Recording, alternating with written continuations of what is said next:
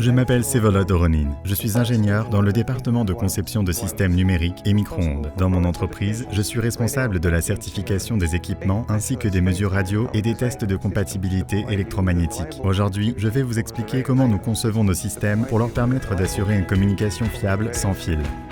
Le modulateur-démodulateur ou modem est un élément essentiel du système qui garantit une connectivité stable dans des conditions spectrales difficiles. Afin de mieux répondre aux besoins de l'accès sans fil à large bande, les systèmes Infinet sont construits à partir d'un modem propriétaire basé sur la technologie d'un système radio défini par logiciel ou SDR.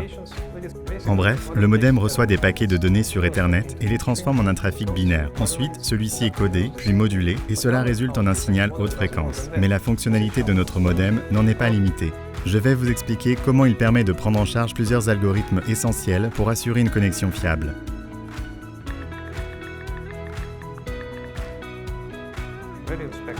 Le spectre des radiofréquences, et notamment sa partie sans licence, est une ressource service public. Par conséquent, les algorithmes conçus pour éviter et supprimer les interfaces sont extrêmement importants pour assurer la transmission sans perte de données d'un point A à un point B. Notre technologie propriétaire, Instant DFS, vous permet d'éviter les interférences. Lorsque l'appareil est mis en marche, l'algorithme balaie rapidement toutes les fréquences disponibles pour sélectionner la fréquence la moins occupée pour le fonctionnement. Toutefois, le processus ne s'arrête pas là. Instant DFS surveille en permanence les autres canaux pendant les périodes désignées. Et si la fréquence actuelle devient trop occupée et qu'une autre fréquence devient moins bruyante, le canal passera instantanément et de manière harmonieuse à la meilleure fréquence. Quanta 5 est même capable de commuter séparément le flux ascendant et le flux descendant aux fréquences les plus appropriées.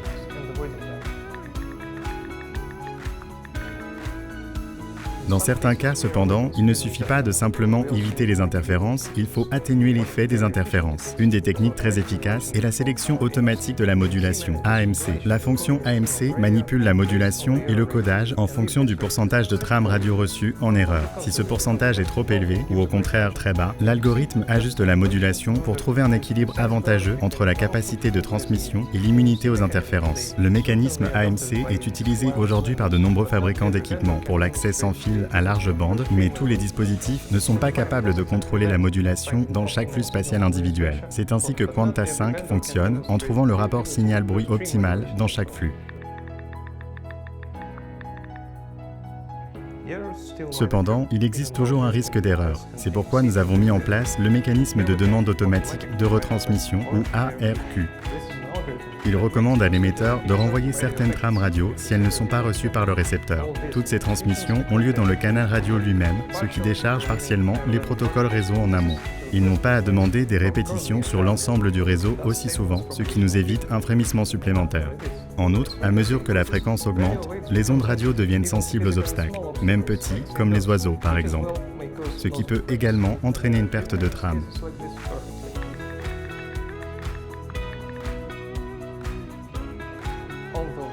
Tous ces algorithmes sont évidemment importants, mais l'efficacité spectrale des appareils ne serait pas aussi impressionnante sans les éléments efficaces suivants, la couche physique et l'étage de contrôle d'accès au support.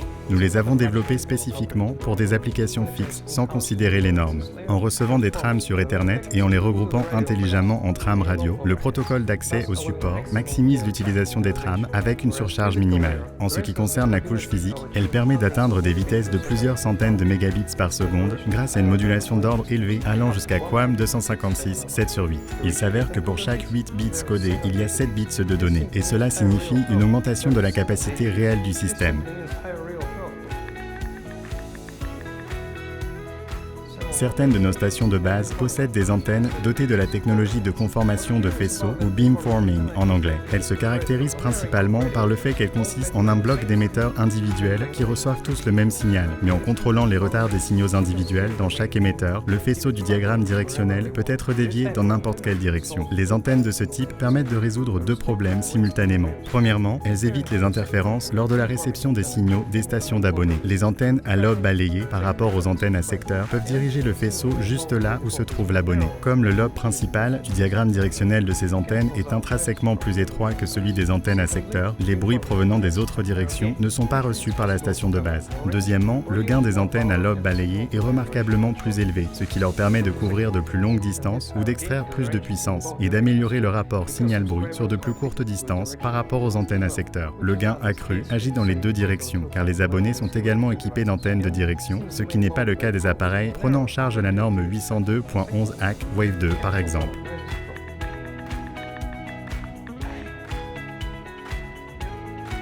Une autre particularité notable est la possibilité de fonctionner dans des conditions sans visibilité directe. De tels canaux radio peuvent être nécessaires lorsque la ligne de vue entre les emplacements est bloquée par des obstacles, tels que des bâtiments ou des arbres. Pourtant, un canal radio peut être construit à partir de réflexions provenant d'un point tiers, comme par exemple le mur d'un autre bâtiment. Le fonctionnement d'un tel environnement est en grande partie possible grâce à deux facteurs. Premièrement, un canal radio à haut budget, conséquence naturelle de la combinaison d'une puissance d'émission accrue à des modulations plus élevées, d'une sensibilité accrue et d'antennes intégrées à haut gain. Deuxièmement, la sensibilité n'est pas réduite par la propagation par plusieurs trajets grâce aux intervalles de garde qui protègent contre l'interférence intersymbole.